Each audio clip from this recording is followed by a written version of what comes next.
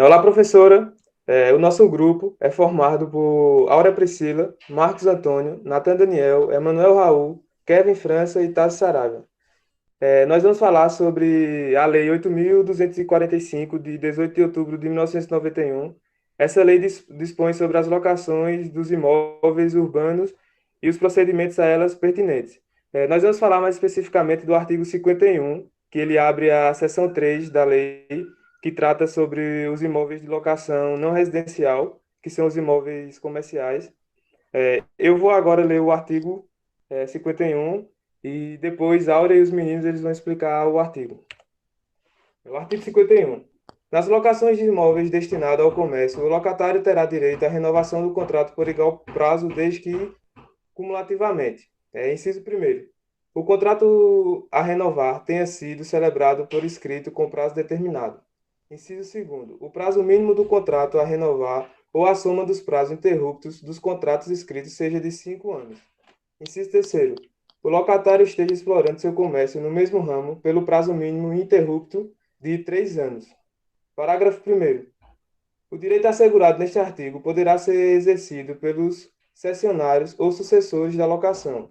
No caso de sublocação total do imóvel, o direito à renovação somente pode ser exercido pelo sublocatário.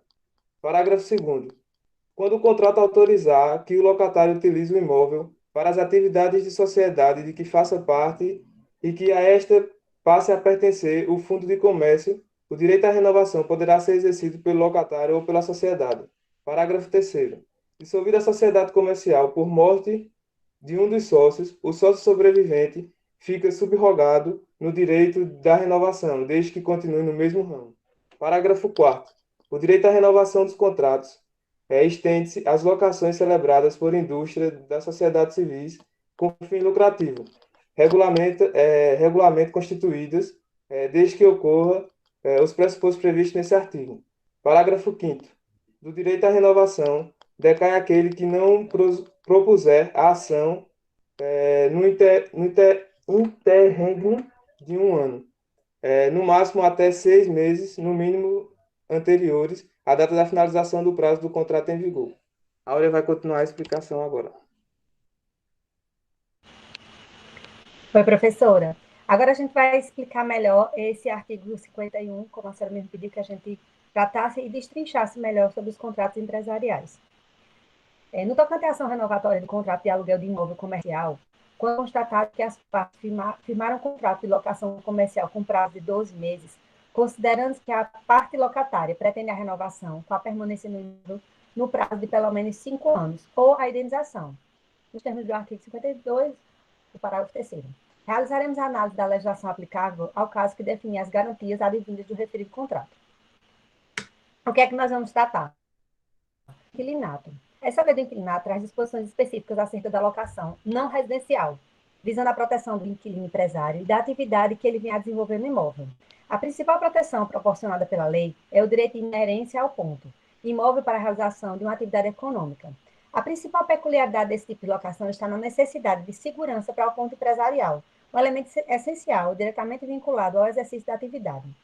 Proteger o direito ao ponto é proteger todo o investimento realizado no imóvel, essencial à realização da atividade empresária e, além disso, a clientela fidelizada já acostumada àquela localização e às instalações do empresário. É o que a gente vai tratar justamente sobre a questão da proteção do investimento. Esse tipo de contrato de locação de imóvel, ele está muito ligado à sua atividade comercial. Então, existe todo o investimento para o empresário, fidelização do cliente naquele determinado local onde ele realiza a sua atividade, e por isso que o locador tem certas garantias em cima do locatário, nesses casos específicos de locação de imóvel empresarial. Vou passar agora para Kevin, que ele vai dar continuidade. Boa noite, professora. Eu vou falar aqui um pouquinho sobre a questão dos direitos do inquilino e também dos deveres dele, que são determinados a partir dessa legislação especial que a gente traz em destaque nesse trabalho. O primeiro ponto nos direitos que o inquilino possui é a entrega de chaves, que consiste basicamente no ato no ato em que o proprietário for entregar o imóvel para o inquilino, para o locatário, esse imóvel tem que estar com condições de uso para ele.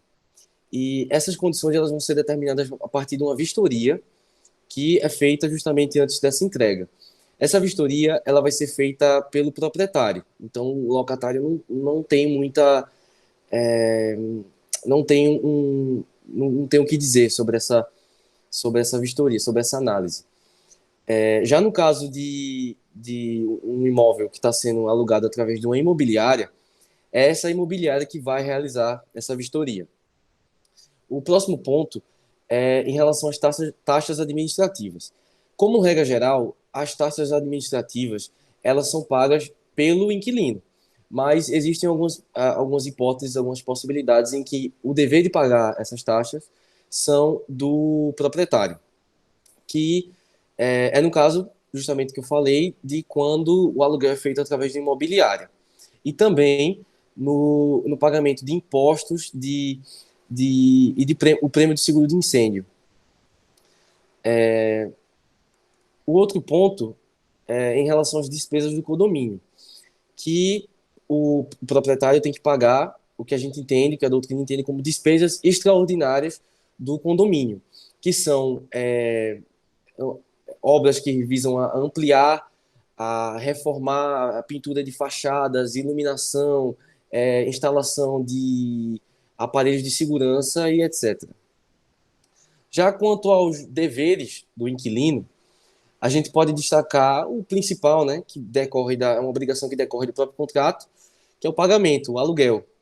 O pagamento do aluguel e dos encargos que estão que são estipulados no contrato. Ele também deve, o inquilino, ele deve zelar por essa propriedade como se fosse a dele. Ou seja, isso implica justamente no próximo ponto, que é em relação a danos.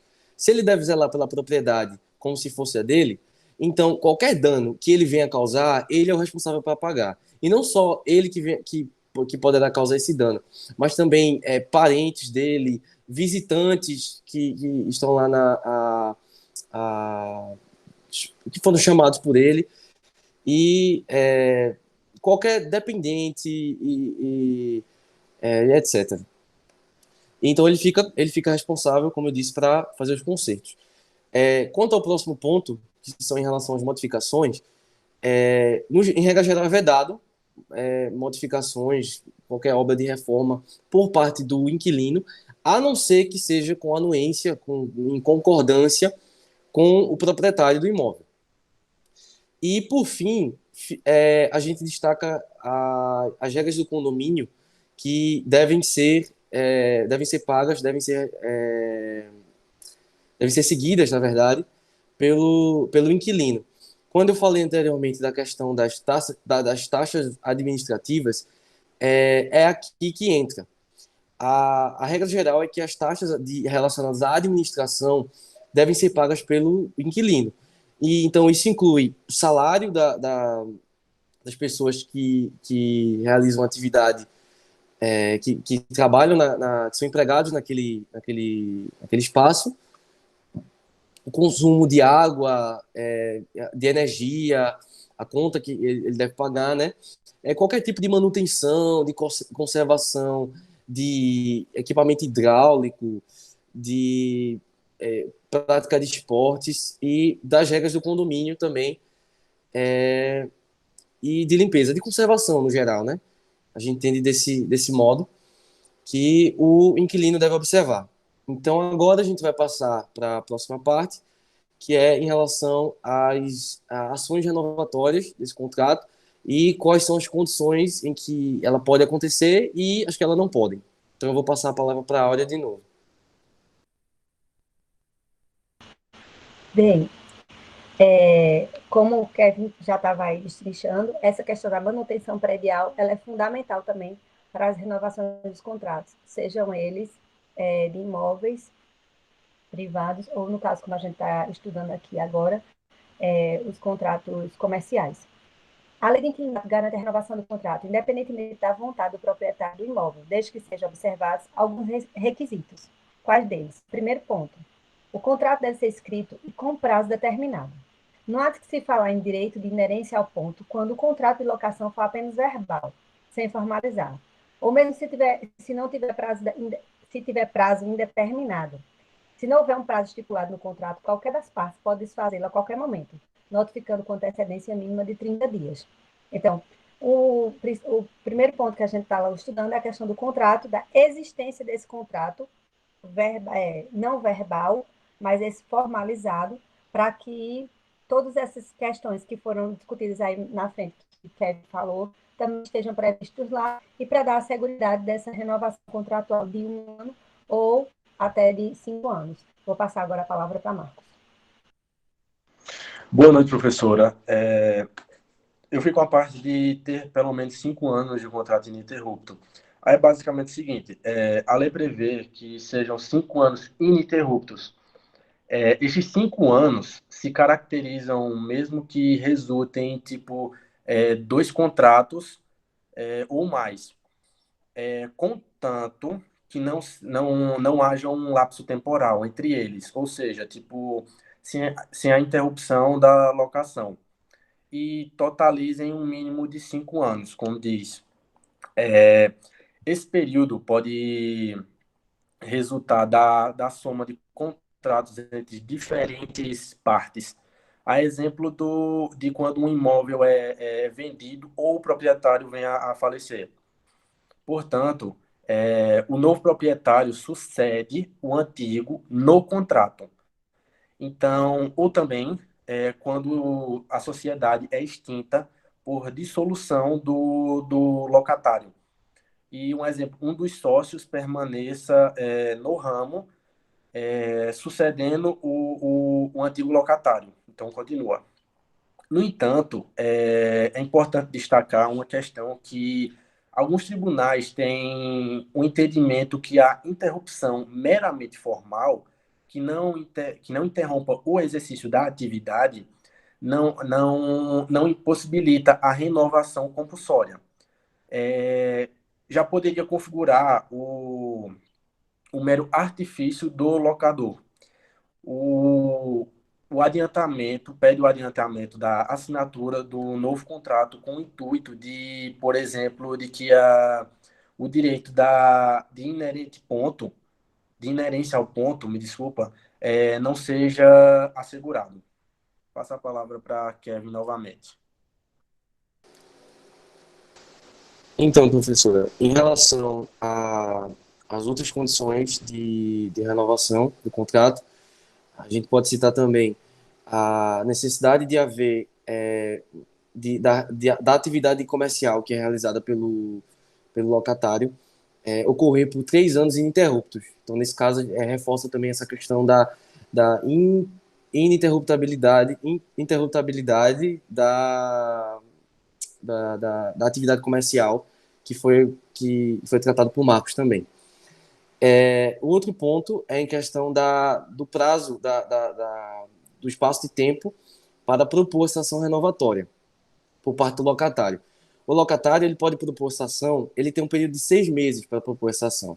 Esse período começa a partir de 1 ano antes da data de finalização do contrato, e vai até 6 meses antes dessa mesma data. Então, ele tem esse período de 6 meses para propor essa ação. Se ele perde esse período, ele perde o direito à inerência do ponto. Então, ele perde a capacidade de exigir do proprietário a renovação do contrato. E essa renovação pode acontecer ainda, mas só vai acontecer se for à vontade do proprietário. Então, aí eu passo a palavra agora para Emanuel, para a gente tratar das condições em que o contrato não pode ser renovado. A lei do inquilinato prevê algumas situações em que a renovação não pode ser garantida por meio da ação renovatória. São alguns casos específicos em que é garantido ao proprietário o direito a não renovar o contrato. A primeira hipótese é a do uso próprio. Essa hipótese é a em que o proprietário requer o imóvel para uso próprio. A não renovação do contrato, sob esse argumento, impede que o proprietário venha a exercer a mesma atividade praticada pelo locatário, salvo se aquela atividade já fosse ali praticada por ele antes da locação. Caso no prazo de 3 meses o próprio proprietário não der o destino alegado, o locatário terá o direito à indenização. Essa hipótese do uso próprio, ela não é aplicável a lojas de shopping centers. A segunda hipótese é a reforma substancial no prédio locado imposta pelo poder público ou para ampliação do imóvel. Essa situação se caracteriza pela necessidade ou obrigação de uma reforma que impeça a continuidade da atividade do locatário. A reforma deve ser iniciada em até 3 meses sob pena de indenização ao locatário. A terceira hipótese é a da proposta insuficiente em relação ao valor do mercado. Quando, a proposição da ação renovatória, o locatário propõe o valor do aluguel para a renovação. Se o locador comprovar que esse valor está abaixo do mercado e o locatário se recusar a igualar, não será obrigatória a renovação. Pode ir, Tássio. Olá, professora, boa noite. Agora eu vou falar sobre a proposta melhor de terceiro. Como a gente aprendeu na sala, que quando você aluga um espaço, um salão para alguém, por exemplo, colocar um restaurante, essa pessoa vai ter prioridade em continuar naquele aluguel, mas caso seja feita uma proposta de melhor valor por uma terceira pessoa, por alguém que venha a requerer o espaço, e o locatário, alguém que já está alugando o espaço, não exerceu seu direito de preferência, igualando pelo menos ao valor máximo que foi solicitado, não vai ser obrigatória a renovação do contrato.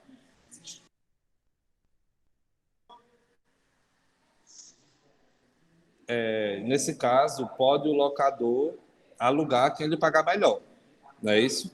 Porque se você já tem se você já está naquele espaço, alugou para você colocar, por exemplo, um restaurante, e aí a outra pessoa ela vem alugar, se ela entrega pelo mesmo valor a você, você não tem a necessidade, você não pode alugar outra pessoa se essa pessoa, de fato, ela já tem a prioridade, porque ela já está no espaço. Mas quando é o maior valor, a gente vem aprender com esse exemplo de que a pessoa pode alugar por um melhor valor a quem solicitar.